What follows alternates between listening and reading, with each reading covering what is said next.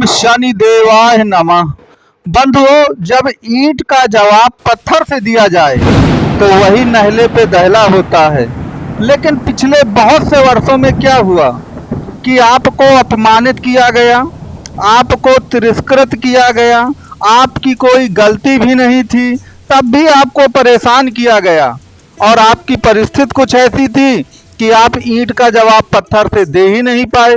तो आज की इस वीडियो में हम ये देखेंगे कि आपकी परिस्थिति चाहे कुछ भी हो, लेकिन अगर आपने इन सूत्रों को अपनाया जो कि मैं आगे आपको बताऊंगा, तो आप हमेशा जीवन में ईंट का जवाब पत्थर से देने के लिए तत्पर रहेंगे। कोई भी परिस्थिति हो, किसी भी तरह की परिस्थिति हो, कोई आपका कुछ भी बिगाड़ नहीं पाएगा। तो आप वीडियो को अंतिम तक जरूर देखते रहिए। तो मित्रों, यहाँ पर पहला सूत्र जो मैं आपको बताऊंगा कि जब आपको ईंट का जवाब पत्थर से देना है, तो ऐसा क्या होता है कि कुछ लोगों के लिए परिस्थितियां चाहे जैसी हों, वह ईंट का जवाब पत्थर से ही देते हैं। तो जानते हैं उसका कारण क्या है? उसका कारण है चंद्रमा। जिनकी कुंडली में चंद्रमा खराब हो गया या चंद्रमा जिस भाव का स्वामी है उस भाव को आपने खराब कर लिया, तो मान लीजिए कि चंद्रमा के खराब होने से मन और दिल से आप कमजोर हो गए, और जो व्यक्ति मन से भयभीत होता है, कमजोर होता है, वह कभी भी जीवन में ईंट का जवाब पत्थर से नहीं दे सकता है। तो सबसे पहला सूत्र हमको क्या मिला? वह मिला हमको चंद्रमा, और चंद्रमा जिस भाव का स्वामी है।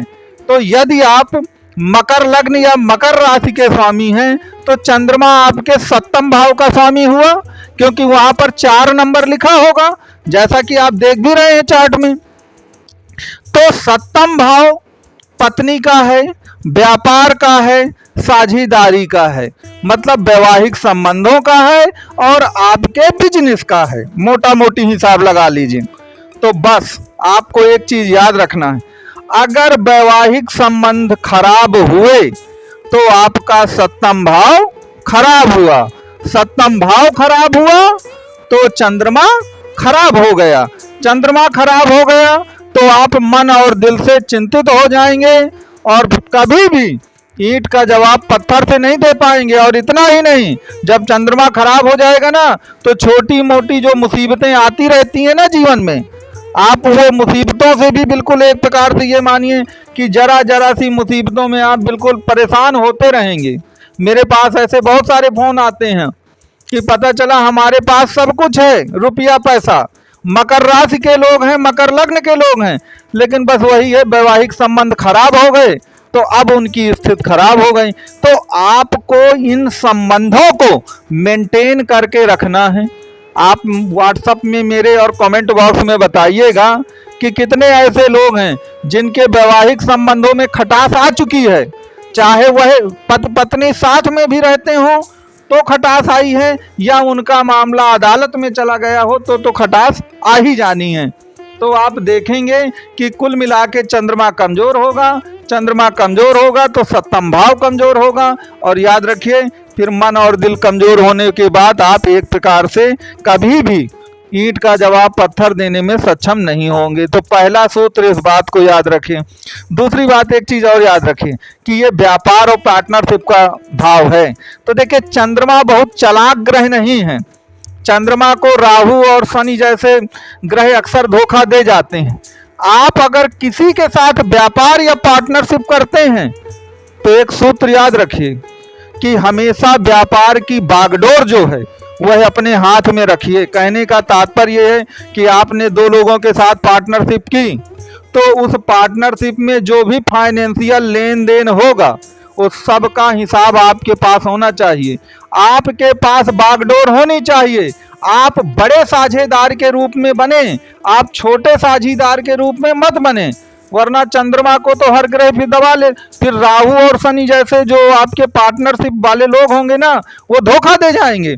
धोखा दे जाएंगे तो आपका मन और दिल क्या होगा? मन और दिल पूरा तरह से टूट जाना है।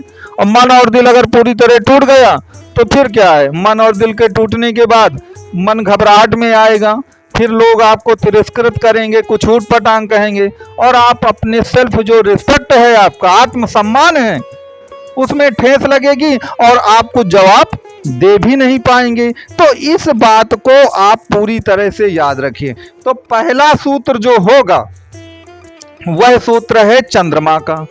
तो अब दूसरा सूत्र क्या है? देखिए, दूसरा सूत्र यहां पर याद रखिए कि आपकी कुंडली में लग्न मतलब आप स्वयं हैं, और लग्न ही आपके मान और सम्मान का प्रतीक होती है। अब हो सकता है कि कुछ लोगों की राशि तो आपकी मकर राशि हो, लेकिन लग्न पता चला कुछ और है। तो आपको देखना है कि लग्न का जो स्वामी है वो कहां पर बैठा है कुंडली के, और जहां पर बैठा हो लग्न का स्वामी उससे संबंधित सभी काम करिए। जैसे मैं आपको एक उदाहरण देकर बताता हूं कि अगर लग्न का स्वामी है वो थर्ड हाउस में बैठ जाता है आपके, मान लीजिए लग्न आपकी कुछ भी हो सकती है, मेष से लेकर मीन तक, तो अगर वो थर्ड हाउस में बैठे, तो थर्ड हाउस छोटे भाई बहनों का है, ये ध्यान दीजिएगा। थर्ड हाउस अपने को रिप्रेजेंट करने का है, थर्ड हाउस घूमने फिरने का है। तो आप अपने छोटे भाई बहनों से संबंधों को मेंटेन करके रखेंगे तो थर्ड हाउस मजबूत होगा। तो चूंकि लग्न का स्वामी आपका बैठा है वहाँ, तो लग्न का स्वामी भी आपका मजबूत होगा और आपका मान सम्मान स्वाभिमान सब कुछ अच्छा रहेगा। तो पहली बात तो आप अपने लग्न के स्वामी को देखिए कि आपकी कुंडली का लग्न का स्वामी कहाँ पर बैठा हुआ है। और अंतिम बात एक चीज और याद रखिए कि मान सम्मान और स्वाभिमान का जो कारक ग्रह है वह मंगल कहलाता है। भले ही मकर राशि या मकर लग्न की कुंडली में मंगल योगकारी ग्रह नहीं है, लेकिन मान सम्मान स्वाभिमान जो हैं ये तो मंगल के तत्व हैं। तो मंगल जहां पर भी विराजमान हो आपकी कुंडली में, तो मंगल का आपको ध्यान देना है। मैंने पहले भी बताया है कि मंगल को लोग क्या करते हैं कि मंगल को लोग इग्नोर कर देते हैं।